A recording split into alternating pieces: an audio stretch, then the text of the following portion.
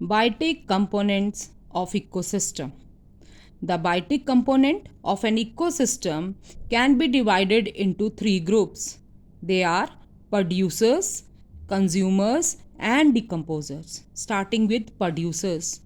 Green plants are called producers because they can manufacture food by the process of photosynthesis.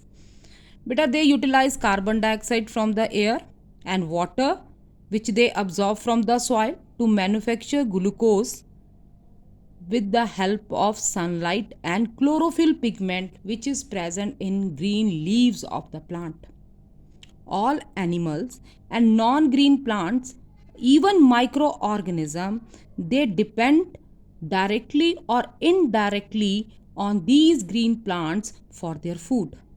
Blue-green algae or cyanobacteria, they also have chlorophyll in them, so they can also prepare their own food and are called as producers. So producers are the organism which can prepare their own food by the process of photosynthesis. All green plants, because they have chlorophyll pigment in them, they can prepare their food, and that's why they are called as autotrophs.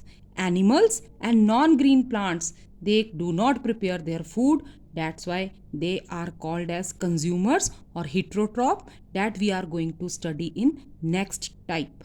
Beta, now the second biotic component is consumers.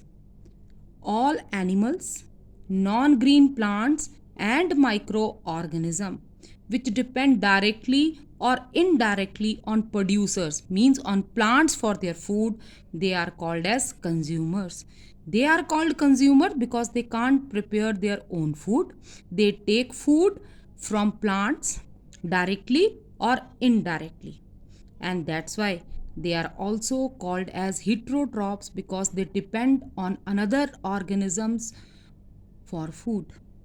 Beta, consumers are further divided into four categories: herbivores, carnivores, omnivores, and scavengers. Now, herbivores. What are herbivores? Herbivores are plant eating animals. They are plant eaters such as cow, sheep, goats, deer, seed eating birds, butterfly, honeybees. They all depend on plants directly for their nutrition, for their food. That's why we call them as herbivores, or another name for herbivores is primary consumers. Now, second, carnivores. Beta, carnivores are the animals that eat the flesh of other animals.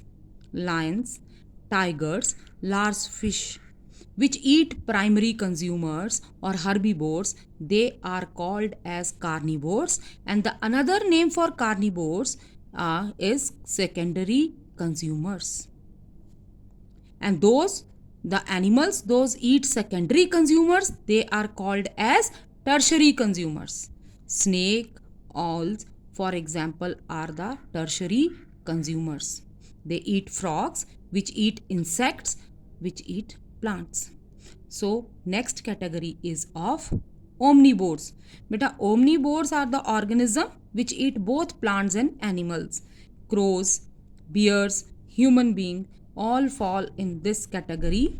We eat plants as well as animals.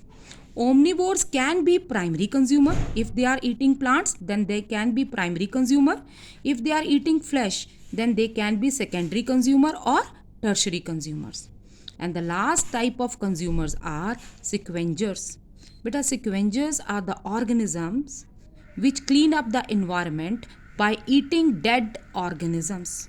They may be secondary or tertiary consumers. And the example of scavengers are crows, vultures, jackal, eagle, etc. Now, the last biotic component, decomposers. Decomposers are the microorganisms like bacteria, fungi, and protozoa or worms that live in the soil. And what they do? They break down organic matter and draw nutrition from it.